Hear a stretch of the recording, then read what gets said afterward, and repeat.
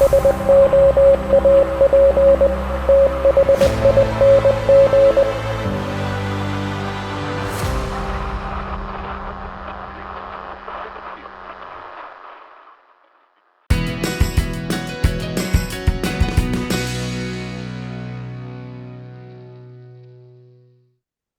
to another episode of Soap Thing Thoughts. Joining me today is John, aka Latherhog. Welcome to the Soap Thing Project. How are you?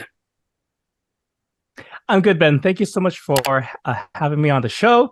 Big fan of the channel and what you're doing. So it's an honor to be here with you today. Thanks, I appreciate it. So tell me, how did you get into all this? You've been doing this a bit longer than I have. How did you get into this hobby and why? Sure. So the getting into wet shaving is going to sound familiar to probably many other of your guests and members of the community, where I was just frustrated with my shaves. It's not something that I look forward to, just something to get out of the way. I mean, this is kind of the common origin story, and I think prior to finding a safety razor, I think I was using an electric, like a Braun electric or something. And that thing, while convenient, would just leave my neck feeling so raw. Particularly my neck feeling really raw. So I think I was open to some other solution. And so there's this Art of Manliness blog that was very popular at the time. Remember when blog, which dates me probably, like I'm referencing a blog and all that, and they cover like how to shave like your grandpa, and that's where the journey started, and that was back in, I want to say, like 2012. So that was the start of wet shaving, and I wouldn't say like I entered the hobbyist realm until 2 or 3 years later. And that kicked off with getting to aftershaves, and then shortly after that, artisan soaps, and then down the rabbit hole I went. And from that point forward, proudly, wore the badge of a hobbyist / enthusiast. And fast forward a little bit more to making content for wet shaving. That might be like a next level of engagement for any listeners out there. If you're like, how can I get even more obsessed with wet shaving? Make some content, take a shave of the day photo. That's how I started, actually, photography, shave of the day photo, and having fun with that. And eventually that led to a YouTube channel, which has been going 4 years strong. That is 2019, spring 2019 is when I started. And then later that year, also started the Lather Talk podcast. So the podcast and my YouTube channel really much are like the same age and go hand in hand as far as my wet shaving journey. So that's hopefully the short version of it. All right, I know what you're talking about. I'm old enough to remember blogs too. I'm going up there in my mid 30s, and so I remember when those were there. You go. Those were really big. Oh, cool! It's long. It sounds and like they're still around. Yeah. Yeah. It sounds like you have quite a hobby behind you, though, and you've been going that long since 2019. I'm about 2 years younger than you, and it looks like we're both still going strong. So there must be something about it that keeps us in it, For sure. Whether I'm actively acquiring things, I don't think it's anything I'll change as far as my grooming ritual. I'm in it for the long haul as far as wet shaving goes, but as far as like it being everything, I think that's not a foregone conclusion, I want to say. Right. No, we all get there at some point or another.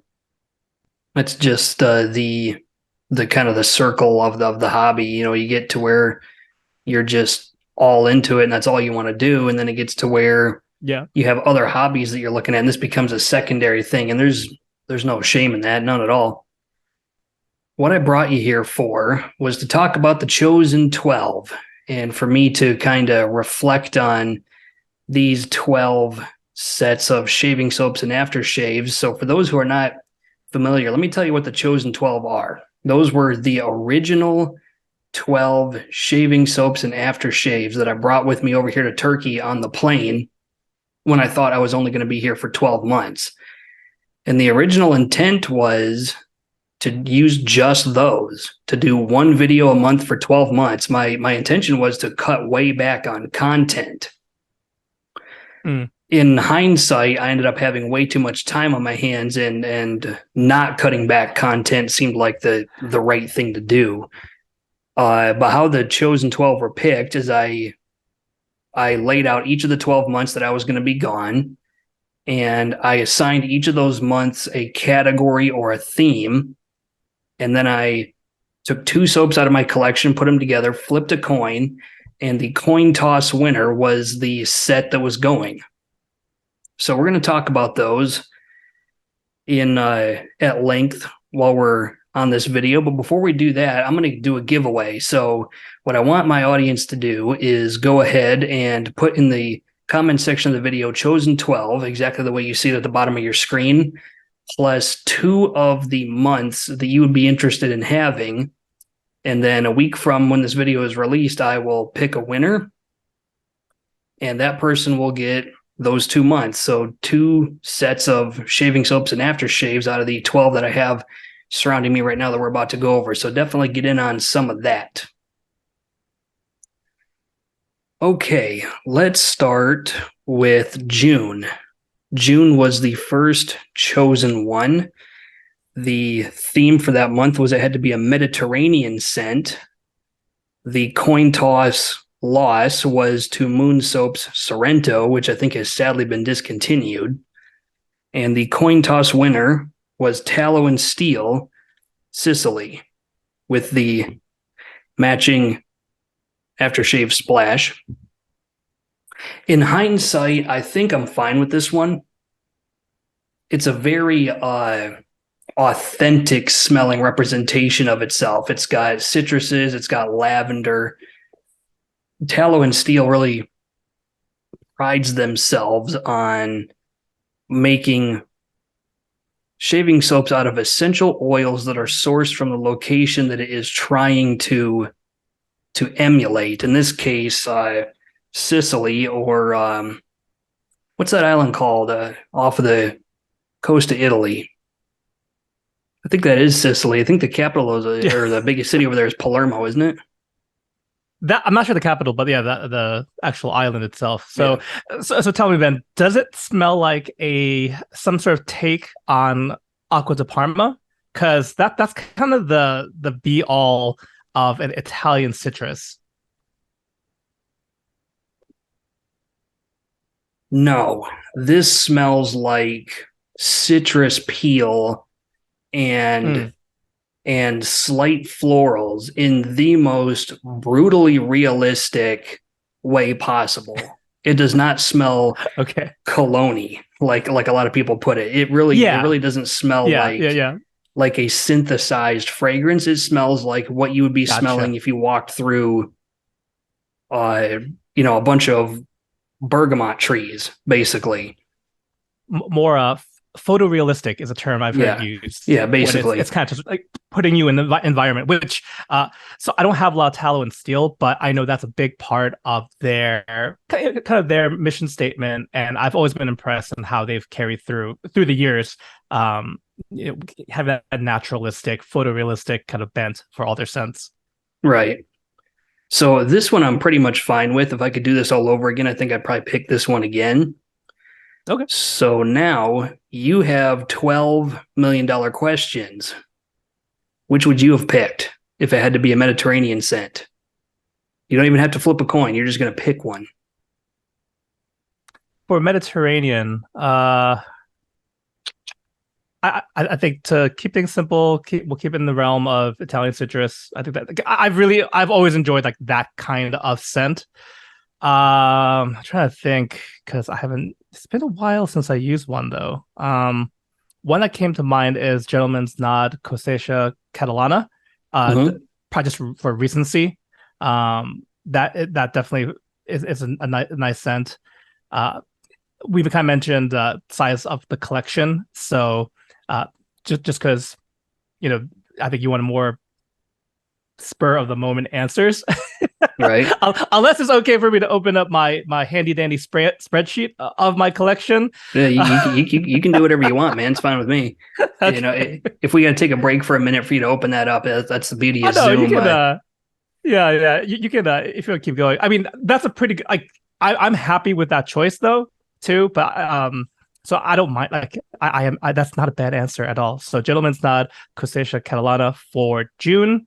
Kind of it occupies that. It's got lavender. It's got citrus. It feels like the Mediterranean coast, and that's not too shabby at all. Right. No, definitely not. That sounds like a good choice to me. I'm not familiar with that soap, so I'll definitely have to look into it.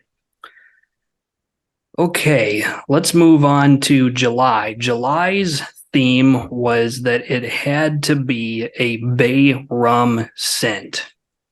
The coin toss loss went to Mystic Water Bay Rum, and the winner was Angora Soap's Bay Rum, which I think this is the only one of the chosen 12 that was made by an artisan that is now out of business. Mm-hmm. So, and this was a very forgiving take on Bay Rum. This is why I picked it because it lacks the kind of clove and cinnamon vibes of a lot of Bay Rums. And the aftershave that went with it was Phoenix Artisan Accoutrements Pineapple Bay Rum for kind of the same reason. It's a take on Bay Rum that kind of takes the edge off of it. The pineapple kind of overshadows a lot of the rougher notes that people don't like about Bay Rum. Mm-hmm. As far as this one, I think in hindsight, I didn't own this at the time, but I think in hindsight, I would have picked PAA Atomic Age Bay Rum because there's something about how the way that particular scent is made that just works. I don't know how Douglas did it, but Atomic Age Bay Rum smells incredible. And this is coming from somebody who doesn't like Bay Rum very much at all. So I think in hindsight, I would have picked Phoenix Atomic Age Bay Rum. Mm. What would you, if you had to bring for July a Bay Rum scent, what would be your choice? Sure. I think I'm similar to you in that I like Bay Rum every now and then, maybe like once or twice a year. I appreciate the scent. It's not one that I kind of chase after. And also, I do. My choice will be avoiding that heavy clove. I think, yeah, clove in particular. Bear Sarin Man Bay Rum is another excellent contender. Okay. My backup would have been the same as your backup, Atomic Age Bay Rum. I mean, really, for folks who kind of tried a few different artisans, PAA, it's got the Bay Rum game on lock. So many different variations of Bay Rum, like every flanker of Bay Rum possible. So I think if that's kind of your jam, that's the artisan to go with. But yeah, I'll just go with Bear Sarin Man Bay Rum because that was the earlier one I found that didn't have that heavy cloveness. Fair enough. I'll have to see if I can get a sample of that one. It's a good choice. Okay. Moving on to the month of August. The theme for August was it had to be a tropical scent. You can see how the themes are kind of playing into the month of the year and the weather. Mm-hmm. That's kind of how this is going. August was a tropical theme. The coin toss loss was Sterling Boat Drinks, which is unfortunate. The winner was Ariana and Evans St. Bart's, which is right here. They've changed the label up since then.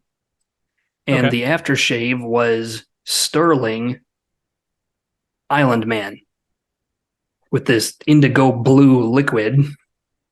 Oh, yeah. So let's talk about this one for a second. This is, as far as I'm aware, is a dupe of Creed Virgin Island Water. Mm-hmm. And it's got this like sugary, coconut, slightly boozy rum sort of vibe. That's what I got of it, is sugary, coconut, boozy. I like this take on Creed Virgin Island Water personally better than Sterling's because that's what this is. This is another take on Creed Virgin Island Water. This one is good in my personal opinion, but I think A&E won that battle walking away. if we're talking about dupes of Creed Virgin Island water. Okay. For this particular category, if I could do it all over again, I didn't even have to flip a coin. I think I'm satisfied with this one. This scent is a lovely scent. It doesn't go overboard on coconut. It's not overly sweet. It's not overly boozy. Creed fragrances tend to be really forgiving niche fragrances anyway. So I think I'm pretty much satisfied with this one. What about you? What would you have picked in a category of tropical scents? Sure. Well, funny enough, when you held up that bottle, that's my choice. It's Sterling Island Man. I've never tried St. Bart's on account that I don't like having too much redundancy in my collection. Like overlap. I don't like overlap, especially if we're dealing with floating around 100 plus different shave soaps. So I never tried St. Bart's, but big fan of A&E. So I'm not surprised that that's an excellent rendition of it. Just like if you're watching, you saw the blue liquid that Ben held up. The soap is also blue, and that it reminds you of the ocean, going to the beach. And I have to agree with you that Creed in general, it's very. I'm almost like at this point, I'm very wary of calling them a niche house because they're dictating what a lot of or they have dictated what a lot of popular fragrances have come through. So even you smell Aventus now, people will unfortunately just call it cologne when in fact it was very revolutionary in its when it first came out. So in the same way, it's not just coconut suntan lotion, right? That would be like a bad take on or maybe not bad, but not as good take on this July set. So I was happy with Island Man, like for the same reasons that you mentioned. There's a little floral too on top of like a little sweetness, a little lime, little coconut. Right. Yeah. It's not overly boozy too. Like it's there, but yeah, it's not like I would say I never smelled boat drinks. I was a little curious on that one because that one is it a pina colada or is it like a I forget what boat drinks was kind of. I don't remember. A lot of people say it's banana heavy because okay, never mind then. I'm not doing I don't do banana, so I will pass then. I gave Aaron of Double A Shaves a sample of Murphy and McNeil South Florida Wet Shavers South Beach, which is a woody banana sunscreen sort of scent, and he said it smelled a lot like boat drinks. So I'm getting that secondhand. Okay, so I can only speculate. Okay. To your point about niche fragrances, though, it depends on how you define niche fragrances. There's two schools of thought on. We're getting off into the weeds on cologne, but there's two schools of thought on what constitutes a niche fragrance. Some people think it has to be a fragrance that is daring and expensive. I tend to float on the more traditional definition of a niche fragrance, which is it's a fragrance house that all they make is fragrances.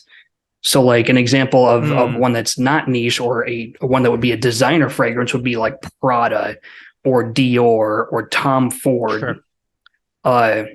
So like I said, it depends on your school of thought, but I would say when it comes to high-end fragrances, Creed is not daring at all. They're not taking any risks. Certainly not anymore. Yeah. I would agree with that. Yes. Okay, moving on to September. September was a barbershop theme. The coin toss loss was Mike's Natural Soaps Barbershop, which, in my opinion, is a staple of the barbershop type scents. The winner was Chicago Grooming Irving Park with the Fine American Blend Aftershave, which are both the same scent. Here we have Irving Park from Chicago Grooming, and then Fine Accoutrements American Blend. And these both are, it depends on how you define barbershop, because these are both dupes of Yves Saint Laurent Rive Gauche Pour Homme, which is a fougere that was explicitly designed by Tom Ford, who was the creative director at Yves Saint Laurent at the time, wanted that fragrance to smell old school 80s barber shoppy, kind of like Quorum. And that's what he came up with is the now discontinued Yves Saint Laurent Rive Gauche Pour Homme. This is good. But I think in hindsight, if I were going to do this all over again, I would pick a much more traditional oak mossy, powdery, citrusy take on barbershop, because this is a very modern take on barbershop. And as my preferences have evolved, it's evolved a little bit away from that. Okay, your turn. Barbershop scent. Sure. So I'm actually going to go with the same artisan, Chicago Grooming Company, formerly Oleo. I love number 11 from them, and yes, it's another modern take. It's another clone dupe, I should say, and that is Based on Margiela. yes, at the barbers. So it's have you come across that one, Ben, or either the scent or the Chicago Grooming version? I have a sample of Chicago Grooming number 11, and I Yeah. love that scent. Do Oh not yeah. pass up on it. It's definitely Yeah, good stuff. that's it's been my favorite barber shop for a while now, and I don't. It's not as much in the conversation, whether you're in Facebook groups or wherever. But every now and then I'll see someone suggest that one, and like, oh, my man, giving the good advice with number 11. So yeah, that's easily my choice. Shannon Soap's head shaver's ball. That soap was Mhm. based on Mason Margiela at the barber. Oh, was it that one too? Yeah, the head shavers ball exclusive that you can only get from that Facebook group. That's what that Gotcha. was. Okay. Little known fact. Okay, moving on to October. October had to be a tea scent. The coin Okay. toss loss, God forbid, was Barrister and Man Cheshire, which I think is amazing. Mm. Mm. The winner, which is still a very good scent, was Declaration Grooming Chaotic Neutral with the matching splash. And that is what Okay. that looks like. So Nice. this, I picked October for tea because that's when I drink tea the most, is in fall and winter. Now, the chaotic neutral has, I don't remember exactly what the notes are, but it's not quite as fresh. It's a richer and darker take on a tea type scent. According to Declaration Grooming, it's actually supposed to be a scent that is inspired by tea rather than overtly trying to smell exactly like tea. So they're taking some creative liberty with this one. It's a Mhm. phenomenal scent that I think people should definitely try out. But I think Cheshire just walks away with that one. It's an Earl Grey tea type scent, and I think if I could do this all over again, I would take Barrister and Man Cheshire 10 out of 10 times. Okay. Okay, you're up. Tea scent. So Ben, I don't know if you know this, but I love tea scents, and my radar is always kind of open to new ones that kind of hit the market, and they're hard to do. I think it's a very subtle note, and like you said, you can there's a chai tea which is nice and spiced. Cheshire, a great one. Like that one's like very bergamot forward. Like you said, it's kind of a little fresher, lighter. So even among tea scents, it can go different ways. So for this one, I also kind of like the spread the love with my choices, so not all clustering on like one artisan. So I'm gonna go with Katie's Bubbles Eau de Té, and that's gonna lean on the fresher side too. I believe it's a combination of a green tea and then the drink, a lemon. I think lemon drop was the drink, and it kind of fused a green tea scent with that. So it's very springy. It's got a greenness to it. It actually might be both green and black tea. So apologies to Chris if I messed that up. But for sure, either way, I got the tea scent part down, Right. and that's one of my favorites. So I have heard of that one and seen it on their website, but it wasn't on my radar as a viable tea scent. I'll have to see if I can get that in a Mm, smaller size or get a sample of it, or maybe I'll just spring for it. But yeah, I didn't know that that was. I guess I kind of gave it some surface level attention, but I didn't know that it was that good of a tea scent. I'll have to check that one out. Okay. Yeah, if you're okay with green and fresh, then I think as long as you have that context, Right. you'll be okay. It's a little bit out there, but still kind of in the tea realm. For sure. Right. Okay, November. November is a really interesting scent category. It had to be pharmacy aftershave dupes. So Old Spice, Brute, Aqua Velva, Skin Bracer, excuse me. I couldn't think of it for a second. Things like that. Yeah. The coin toss loss was Lather Bros Bro, which sadly Lather Bros has left us. It's a damn shame.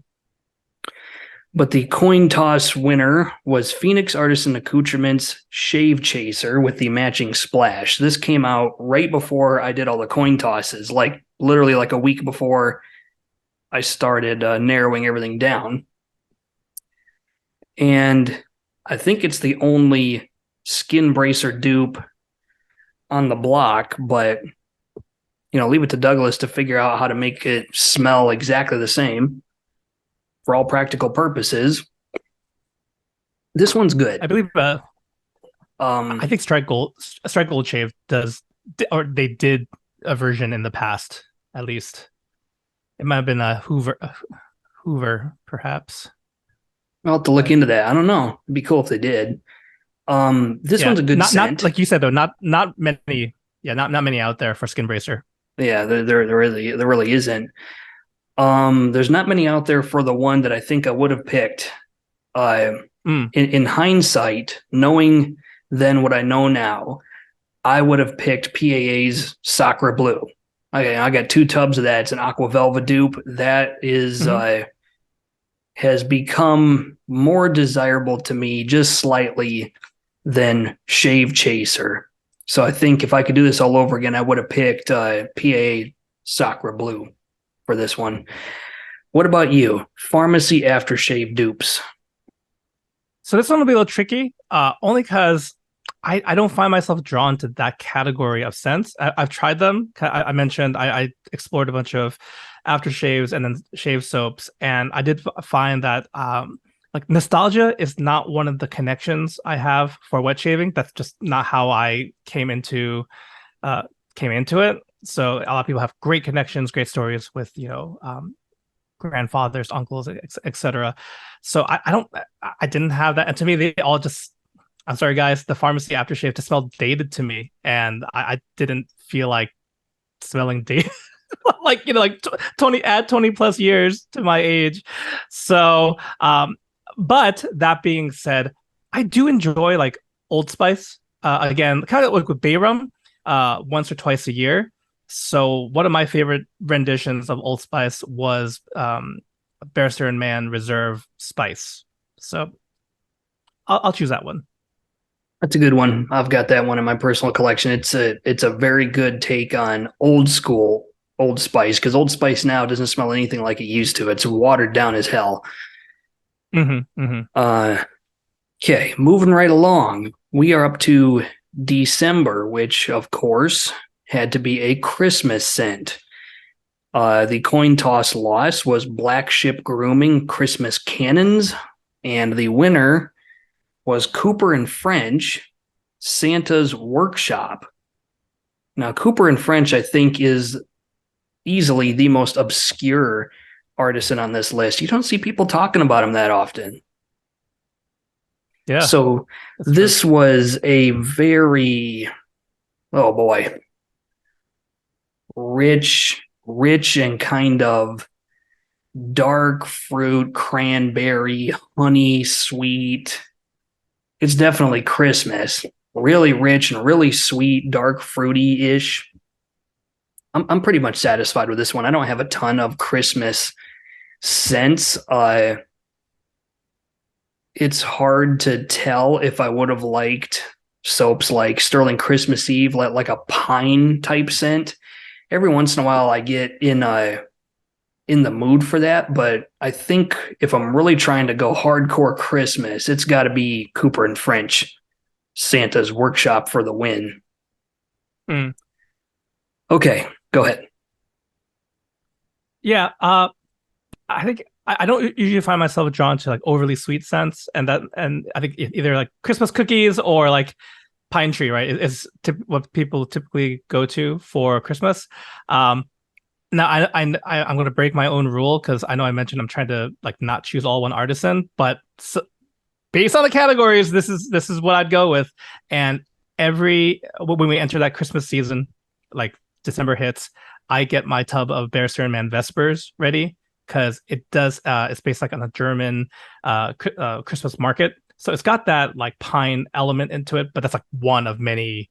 Like a pine, cranberry, and then Mustasax, which is the kind of this accord that Bear Stearns Man has used with other scents as well. Almost like a call. It's become a calling card of them, and it's polarizing too. So Vespers is the only Mustasax scent that I enjoy, and it's really what I've gone to for multiple Decembers now. So that it's got to be Vespers by Bear Stearns Man. You see, I didn't know it was polarizing, but looking at the notes, I just kind of looked at it and was like, I think I'm going to pass on this one. I seem to be a very good judge going in whether or not I'm going to like something. Very rarely do I have something show up and I smell it and it's just like, nope, not doing it. Yeah. That's not usually a thing that happens to me. And that one I think I probably would not have enjoyed. So, but if it's something you enjoy, then that's what makes this hobby beautiful is that everybody can find Yeah. something, you know? Well, along those lines, Ben, like which, because very similarly that I've tried enough scents now, right, and enough, misses and whatnot. Like, what are some of like the notes or like clusters of notes that pop up that kind of set off the red flags for you? I'd have to go back and pull it up. I mean, I can pull it up on the computer right now. You see. And this, of course, is totally subjective, but I feel like it could be helpful to other wet shavers because once you know, like, oh, I don't like lavender or like a lavender cedar combination, it can help you avoid some potentially bad purchases. Okay, let me try to find a website that's got the sorry, the sorry to derail things. no, that's fine. It doesn't I'm not finding a website that overtly uh displays the notes. And it's not on Bear Stearns Man's website currently because it's out of season. Oh, true. And then I would normally point you to try that soap.com, but that unfortunately has shuttered as well. That was crazy that they shut that down. So sad. I mean, it was a great project, just done in the guy who ran the site, Alex, in his free time. But I know, like Musk, I know Musk is challenging for me personally. Like Lily, when Lily is included, that's usually a hard pass for me, even if it's one of many notes. That's one that I almost never really enjoy. So here it is on slickboys.co.uk. And it's described as Mustasax, cranberry, cardamom, balsam, and fern accord, spicy, jammy forest character, patchouli and rose, sandalwood, bergamot. I think where they lost me was the fern accord, and I think it was because at the time that I was seriously considering this, I had a rash of fougères that smelled really pickly. Really? Like it was fern and fougere done very, very badly. And so anything that had fern accord in it in the description, I'm just like, nope, I'm not making that same mistake again. Oh no, okay. Interesting. Call me over judgmental if you want, but maybe I do need to get a sample of it when it comes back around, because if it comes back around again as a seasonal, Maggard's going to have it as a sample. So maybe I need to pick it up and give it the time of day. Well, you let me know if any of the choices, because it sounds like a few of my piqued your interest. I'm happy to do some scoop samples and ship them your way. Oh, thanks. I appreciate it. Yeah.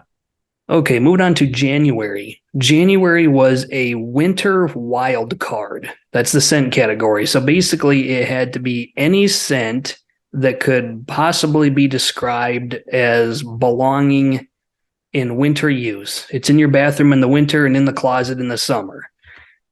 The coin toss loss was Shannon Soap's Woodland Frost, which comes around occasionally.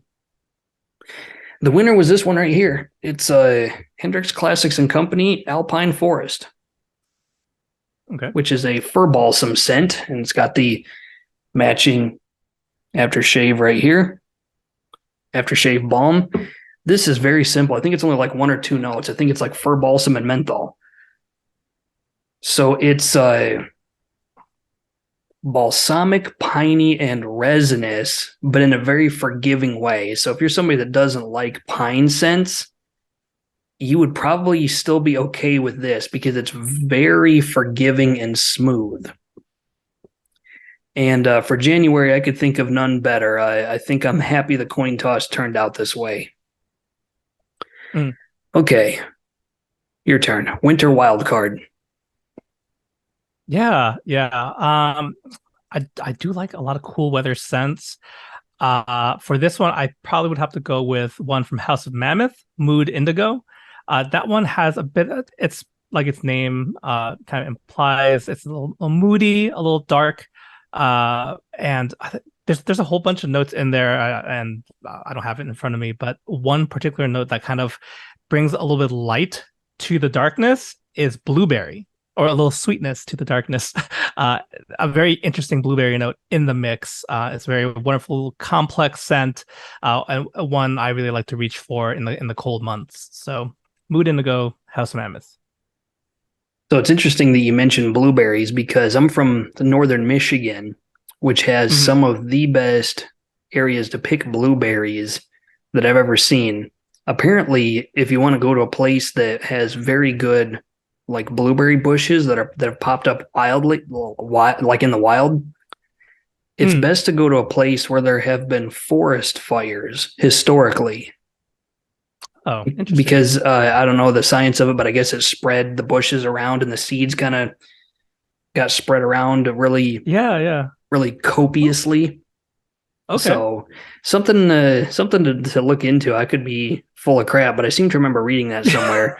uh, it's funny that you mentioned Mood Indigo because February, the category for February was it had to be an oud scent. Okay. The coin toss loss was Highland Springs Soap Company Tobacco Oud. Mhm. The winner was Shannon Soap's Indigo Oud. So Okay. here is Indigo Oud right here. This is a very peculiar, in a positive way, Mhm. take on oud because it's oud and blackcurrant and leather. So it comes out to me smelling. You ever hanging out in the woods when you were a kid and you would get pine sap on you and the stuff that like sticks to your hands and it won't come off? I, I can imagine it. I was Okay. I'm not a overly outdoorsy person, but or in my Okay. childhood or otherwise. L- But let's run with it. You can Yeah, go, let's please press run for the with it. sake of argument. So it Yes. kind of smells like that. It kind of smells pine sappy, almost like undeveloped or uncured maple syrup. And so Okay. it's got this woody tartness that is really hard to describe other than it just smells like pine sap, not pine needles. That's a different scent. Pine Right. sap. Right. It's it's a very daring and out of the box take on oud. And I would have no problem taking this again with me in a heartbeat. If I were going to a deserted island and I can only have 12 sets, that's what this whole discussion is about. I am definitely taking this one every single time. Mm, Okay, your turn. Oud gotcha. scent. Oud sound. Okay, got it. Uh the one that came to mind when you mentioned it was Luther Grooming, Namka. and that one's quite a polarizing scent, but I love it. I think it's the kind of Is it on the animalic side of oud? it is, yeah, it definitely leans on the animalic side, but it's got a great play between jammy rose, which I might enjoy the jammy rose part more than the oud, but the thing is, it kind of balances each other out, like kind of sweetness and funkiness altogether. It's not a scent for everyone, but it's for me, it's really enjoyable, really unique, and that's yeah, that's Namka Lothar grooming. Does it have saffron in it? I can check. I don't recall it having saffron, but Because if it does, that's an Arabian oud, is oud, rose, and saffron. That's the kind of gotcha. the recipe for an Arabian oud. All I know is like off the tub, it's very polarizing. And upon lather, I usually encourage folks anyway for any scent, lather it, scoop and lather, whatever you do, and it really kind of either blends it together a little bit better. Okay, so it doesn't look like there's saffron, but it is a scent that's inspired by Oud Palau by Diptyque. It's got vanilla, amber, woods, rose, and specifically it says animalic oud. Well, there you go. Jasmine, cypriol, musks. Oh, I'm sorry. There is saffron, so you're on the money there. I'm not that smart, but I know what saffron is. Yeah, and I mean even just like the scent itself, right? It definitely it's not a safer oud. It's not your um Tom Ford oud wood, which is Yeah, very very Versace Oud Noir. It's nothing like that. no, nothing like that. No. Okay, we have three more categories left. I'm going to try to get you out of here in under an hour. So, March was St. Patrick's Day theme. The coin toss loss was 345 Soap Company Phineas. And the winner was Murphy and McNeil Old Bush Malt, Hmm. which is based on a Killian fragrance that eludes me. I think it might have been Killian single malt. Okay. And so this is a malted sweetness, dark fruity scent. It's very Hmm. sweet and malted, milkshakey, kind of almost chocolatey vibe that I get off of this. I think there's plum in it. There's malt in it, or a malt uh, aroma, a Hmm. malt accord, basically. This one is right up my alley. Leave it to Murphy and McNeil to make something that I think is amazing because I love their brand and what they stand for. But I would have no problem for the month of March, St. Patrick's Day, picking this soap again. No problem at all for me. Okay, Nice. your turn. St. Patrick's Day. Hmm. Well, an easy choice would be anything that's like green Irish tweed or Irish spring, Mm-hmm. but I have nothing like that anymore in my collection. So, um, I do want to give you a choice. That's something I currently own. So Okay. looking through, looking through my collection. What fits best? Any other parameters between St. Patrick's Day beyond Irish related? Um, uh, Green, I would pick a spring. green scent. I would either pick Okay. something that is very like sweet, malted sweetness. There's one that's like not 345. Murphy McNeil has another one that's like a cookie scent, or I can't remember what that was called. It was like a butterscotch cookie scent, or maybe something that's overly green. A Yeah. fougere might work. Okay. So that's kind of thank you. I was going in the realm of fougere. So one my favorite fougere type scent that I came across last year was a collaboration between Zingardi Man and I'm blanking on the name of the perfumer. It'll come to me, but the scent is of Rogue Perfumery. The scent is Mousse Illumine, a wonderful modern fougere I mentioned I'm not overly attracted to like really old school scents. And fougere in general lean old school, a little classic. I don't mind classic, but like not too much. So Mousse Illuminate does that. It's got some sweetness. I think that's what kind of modernizes it a bit, but for Right. sure, it's got the greenness, the liveliness of spring season. I love that scent. I bought the soap and splash, and then went back and bought the eau de parfum. It's excuse me, it's funny that you mentioned that because I have a set of that too. I love that scent, Yeah. but I do think it's old school. In fact, Oh, okay. I took my dad to the razor company physically because he only lives like 20 miles away. Uh, Sweet. and that's what he grabbed was uh the Zingari Man Mousse Illumini. And, he was, in his 20s and early 30s during the 80s when those rough around the edges type fougères were really big. And he loves Uh-huh. that. Yeah. So, Okay. Maybe uh, more old school than I think.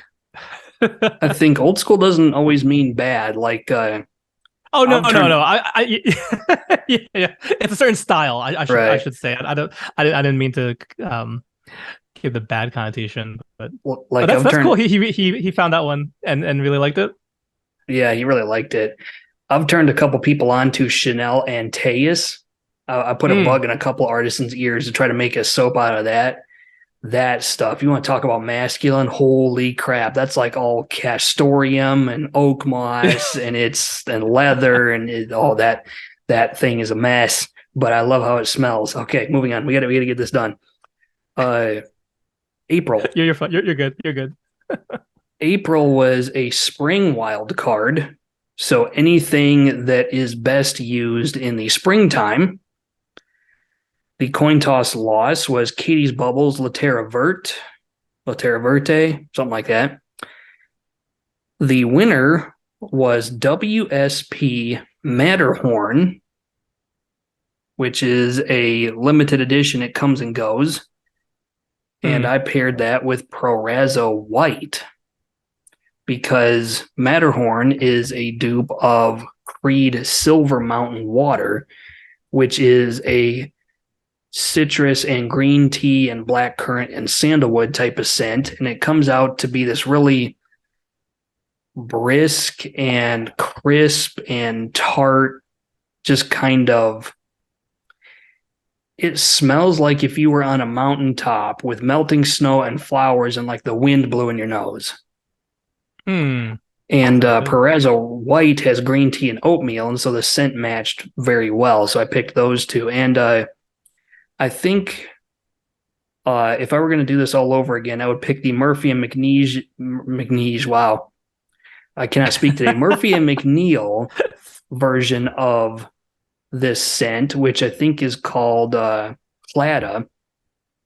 It's a Creed Silver Mountain Water dupe. I just think it has more of that. It's closer to Creed Virgin Island Water. I've actually got decants of it, and I think the Murphy and McNeil version is a bit closer to the scent, the actual scent of Mm. Creed Silver Mountain Water. But having said that, Matterhorn is a louder scent, stronger. So you can kind of pick your poison if you ever happen to stumble upon this. Mm.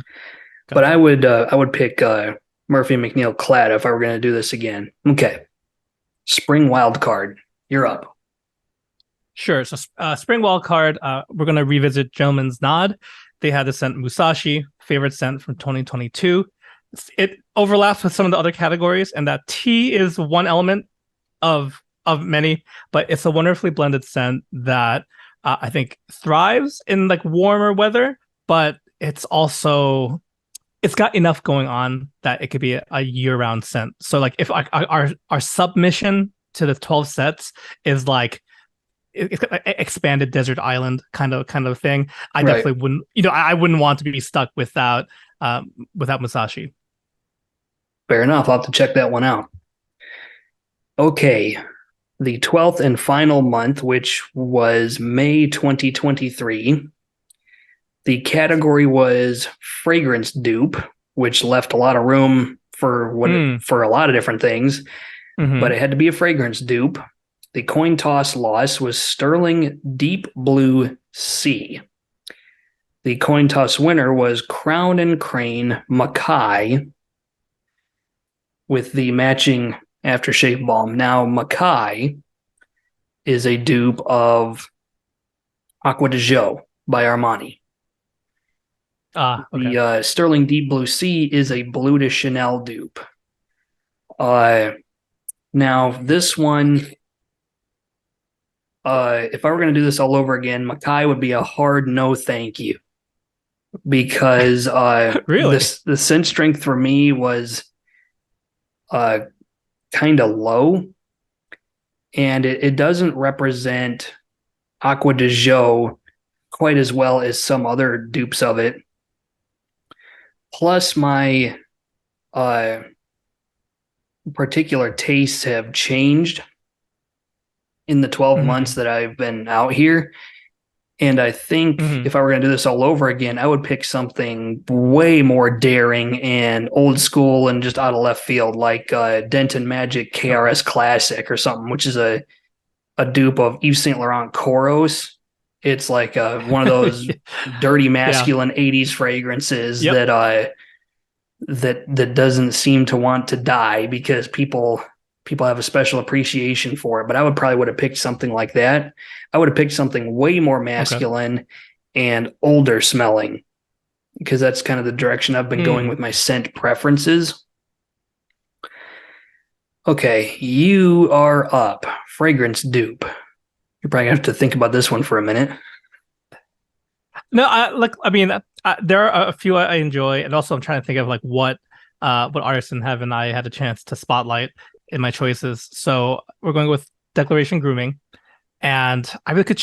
I'll give you both answers, but first will be Massacre of the Innocents, which is a cheeky play on Parfums de Marley Herod. So King Herod, biblical times, Massacre of the Innocents, killed a bunch of babies. That's where that comes from. For those, some people were offended by the name, but it's really just a play on what is a dupe of. So I'm surprised, Ben, you didn't have any like tobacco like in our winter or fall and winter time. There was no like explicit tobacco call out, which is one of my favorite notes at least. So Massacre of the Innocents is a sweet tobacco fragrance, really nice. Think of a more rounded out like Tobacco Vanille by Tom Ford kind of type scent. Backup choice is Opulence, which is also a Parfums de Marley dupe of Leighton, which is just if you're just looking for like an anytime quasi cool to cold weather scent, Leighton is so good, or any dupe of Leighton. So it's between those two. Those are good choices. Leighton is a good scent. I've smelled the real thing before in a decant.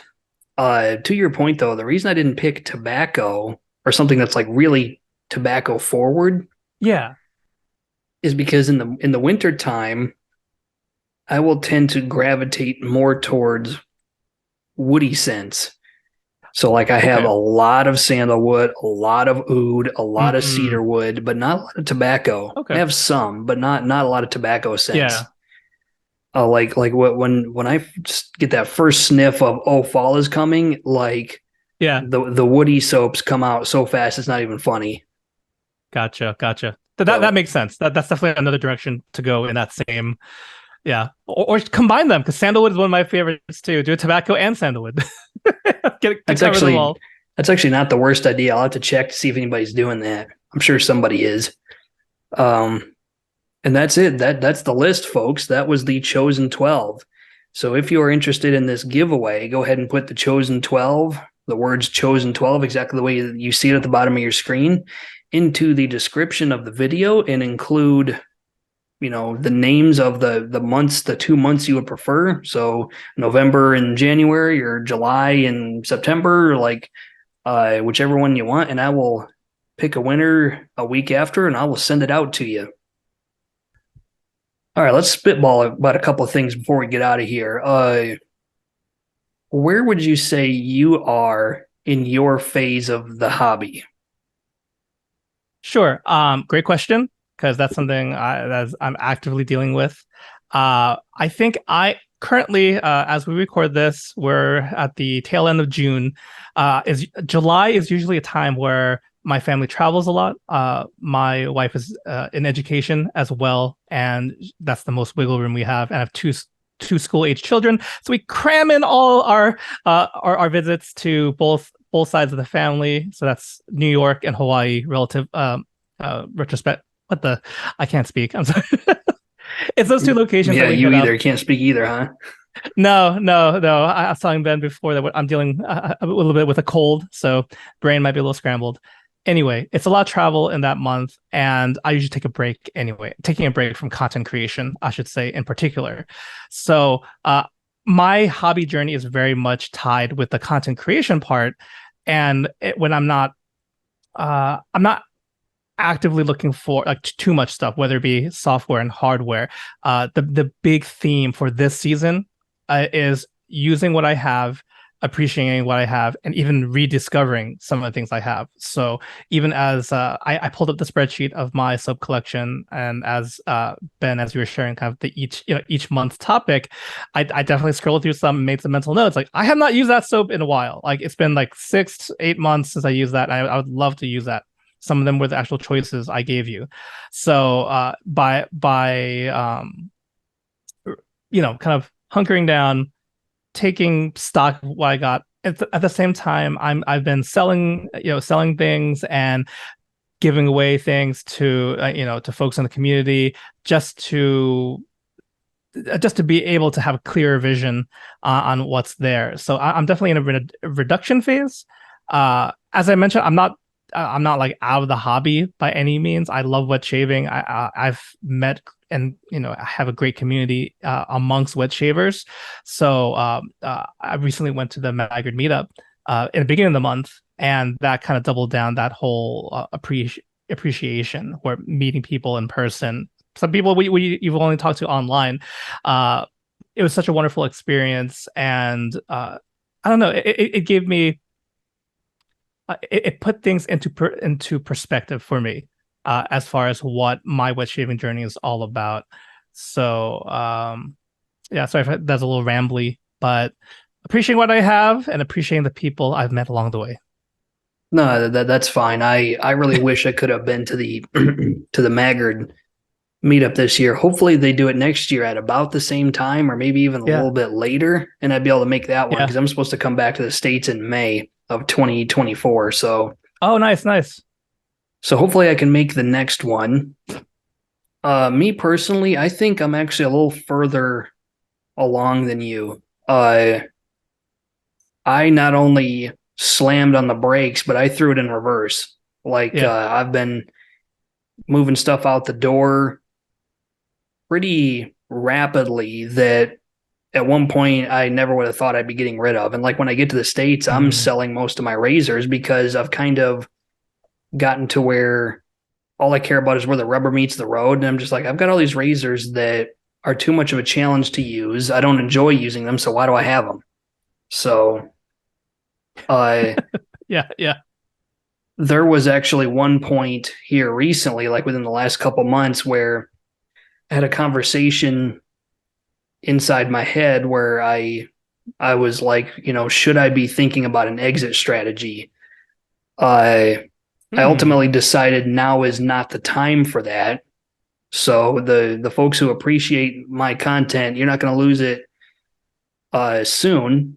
Certainly not anytime soon. But mm-hmm. I have had that conversation where I've asked myself, do I really want to keep doing this? And there's lots of reasons for that. I guess if I had to bundle all those reasons together, this hobby isn't what it used to be. And I think Mm, there are plenty of things that have gotten better about it, but there are plenty of things that have gotten really bad about it. So,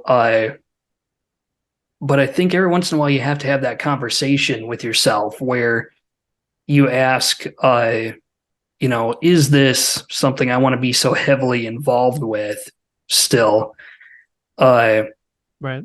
and I had that conversation, and my answer to myself was, it's not time to go yet. For some reason, it's not time to go. But Mm. I Do you Go mind if I ahead. ask? Sorry, you mentioned so it's not what it used to be. Is that I'm just curious? Is that an observation of like the state of the like the market, the wet shaving and the artisans and vendors involved, or is it's not what it used to be for you personally as your hobbyist journey? Both. I'll give you three key points before we Okay. start wrapping this up and we get out of here. I Yes. think that this hobby has become over commercialized. Hmm. And to the point where I think it is distracting from what this hobby was supposed to mean. It was supposed to be just about like getting a high quality shave, and here's all the products you can do it with. There's so many products that I personally think are just a cash grab. Like they don't have Okay. what I view as sufficient effort or creativity put into them. I I'm not going to mention anybody specifically. I've beat this horse to death over and over and over again, but that's one thing that frustrates me about the hobby as it is right now is I think it's over commercialized. I think Hmm. there has grown way too much of a of at least the perception of people being in factions where uh they will just shamelessly defend even the most defensible but even the most indefensible behavior by certain artisans where people can't think critically because I think they support a an artisan or their cult of personality far too strongly to the point where they excuse things that are inexcusable. Uh, You speak of fanboys. yeah, fanboys, I guess is the word I was looking for. Or Uh, one term you could use. uh, but my view of my channel is I am a product reviewer. Okay, my job is to take your products and tear them apart. Uh, Most of the time, I'm not going to find much to tear apart because the products we have today are pretty good. Hmm. But if I find something to tear apart, I'm going to tear it apart. And I don't care how much I like you as an artisan. I don't care how much I like your products. If there's something to complain about, that is my job. Uh, and I think there's too many people who are quite visible who seem not to be doing that quite like they used to. I'll just leave it at that. And then as far as the third part of your question, did it change for me? Hmm. Uh, there are days where I look around and go, all this is redundant. Like I could narrow it down to one or two artisans Yeah. and I would get as good a quality shave as all the rest of them.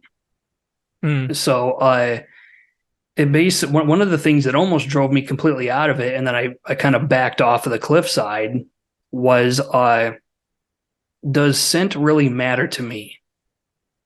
Because if it doesn't, then most of the stuff I have in both my collection here, and my collection back in the States is meaningless. Right. Right. Because if scent doesn't matter to you, but I decided it still kind of does. And rather than just leave, I think what is better for me to do right now is to continue to do what I do and demonstrate what I think ought to be the correct amount of uh, critical, I guess, analysis of products and, a healthy amount of cynicism towards things that I don't think a community should be doing. There was a period where I didn't want to call it a community because there were too many people in it that I thought were misbehaving. So I started calling it just a hobbyist group, Mm. you know, because if you want to call something a community, there's a certain expectation of behavior that I think a lot of people are deviating from that that makes me and a lot of other people question why are we here. Not to end this on a bad note. I don't want to do that, and I'm like I said, I'm Yes. Yes. staying. I'm not going anywhere.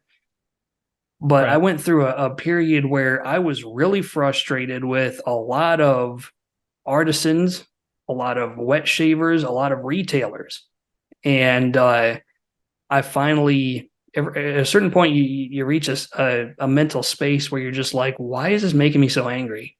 Like, it's not that big of a deal. It Yeah. really isn't. Yes. And that's what I think kind of drove me back from the precipice was just me finally having this Mm. epiphany of why am I getting so pissed off at people? Like what Yeah. if I really wanted to not be angry, I could just walk away, you know? Like, well, why am I getting angry? All that really resonates with me, Ben. I think I've had the same very similar thoughts. Um, but and kind of like you said, first, thank you for tackling and kind of unpacking that a bit. It helps me understand kind of where you're coming from. As far as the community aspect, I agree with you. If we were to pick apart that word, because um, the existence of like cliques, or I think you said factions and whatnot, but I think someone made a point within the last few years that like shaving, right? Um, as something that we've decided to be hobbyists or enthusiasts of, that includes everyone. It's unlike other hobbies in that some people are into guitar, some people are into movies, and the list goes on, right? And there might be other like natural socioeconomic divides that kind of come up. All right, sometimes it's like, oh, I'm into race cars. You have to be making a certain amount of money, right? And then that's a natural cutoff. Shaving does not have any cutoff, and that's part of like the double-edged sword in that everyone can be included, because I gotta shave my face. It can be different from how often you have to shave your face based on profession and just beard rate of beard growth, right? But everyone is included. However, that doesn't account for your personal politics, religion, again, socioeconomic, cultural background, all that stuff, right? And that's why that for me to help make sense of it, and like you said, kind of step off the ledge. There's a lot of differences that can divide us, but I think if you kind of like check yourself, that like, why am I like the thing you said, why am I so mad about this? Like, I've had the same thought, like, why am I so invested in something that doesn't directly involve me? Right. Um, Taking a step back from that and just realize people are coming from all different places. They're all different regions. It's certainly not just in the US, it's global. And friction and stuff that is naturally going to happen. But I've seen some beautiful things happen when said conflicts are worked through, right? But it takes, if it's like a conflict between two people, two parties, they have to be willing to sit down and work things out. And that's unfortunately not always the case. But it can happen. I think it's like glass half empty, glass half full. I have to fight myself to look at a glass half full, but ultimately that's what I think is better for me. And like you said, for like longevity and to stay in it all, try to look at things glass half full. No, that makes sense. And I think you and I have kind of arrived at the same place. I just think I went down a bit of a darker attitude towards the whole thing a lot quicker and a lot faster. Mm, Some of it mm, might be because I went down the rabbit hole too fast with too much momentum. Uh, I guess that's a good thing to segue into. I always ask my guest, what would you say to, as parting words of wisdom, to new shavers, seasoned shavers? What have you learned in this time frame? I guess I'll go first this time. What new shavers need to do is slow down, because if you get too invested in this too quickly, you're going to develop an unhealthy level of cynicism towards this hobby and the people in it and the products that are in it. The reason I say unhealthy level of cynicism, because a little bit of cynicism never hurt anybody. But if it gets to where mm, it's so bad that it's making you uncomfortable and unhappy, it shouldn't be that way. Something's wrong. mm, So, mm. and I think moving more slowly will keep you in a more level-headed space for a longer period of time. What about That you? Well, what would you say to new or seasoned shavers that you have learned that they might not have learned? Sure. I mean, I think that's some great bit of advice you gave, and in the same vein, um, I think it's kind of you use what you have. Use what you have. Don't change too many things in your shave in your first year. Because in my time doing this, I've had people like, "Oh, I just got into last month, and my 24th razor is coming in the mail." I'm like, "That's more weeks. That's more razors than there have been weeks that you've been wet shaving." So, I've seen people come from all different directions, but that kind of jumping in the deep end, and it's because I'm the same way. Like when I get into something, I really, I get into the weeds of things. So I understand it, but work on that technique for that first year or two. Do the technique before you buy your second, third, 50th razor. Try different blades in the razor that you have already. Do your research. I might have been assuming, but not everyone does their research. Do your research. There's a reason that the Merkur 34 and the Edwin Jagger DE89 time and time again have been recommended as like a fairly priced first razor. You don't have to jump in with a titanium razor, and it's not knocking any of the things because these are things I use, but it doesn't have to be your first setup. Right. So like I think kind of pacing yourself, and don't change too many variables at once too. So don't like completely do like a new razor, new soap, new brush for every shave. You gotta like change one thing if you're trying something new. But again, changing blades, people I don't realize how much of that could really change the experience of a particular razor. So if you want to just hone into that, try more blades first before you buy another razor. That's good. I can't believe I didn't think of that. In all the episodes, I don't think we've talked about how important blade choice really is. Like, I've got the blade bag and I shake it all around and I use whatever's in there, Yeah. whether it's going to be a good day or a bad day. Uh, But behind all that, I know where my bread is buttered. Like if I were going to just throw the blade hmm, bag away and go to just yeah. like one or two or three brands of blades, I know what I'd use Yeah. that's going to work for me. So that's definitely something to think about is go slow. And if you're moving in and out of all these different razors, try some different blades because the variety is real. It really is real. It really is. Yeah. Well, John, I want to thank you for coming on the show and having this very long conversation with us. For those of us who are still here watching, I hope you enjoyed it.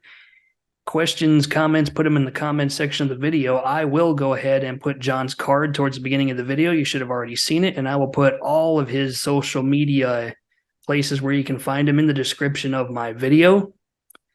It's been a pleasure talking to you. I really appreciate it. We got to do this again sometime. Oh, it was so much fun, Ben. Thank you so much for inviting me on.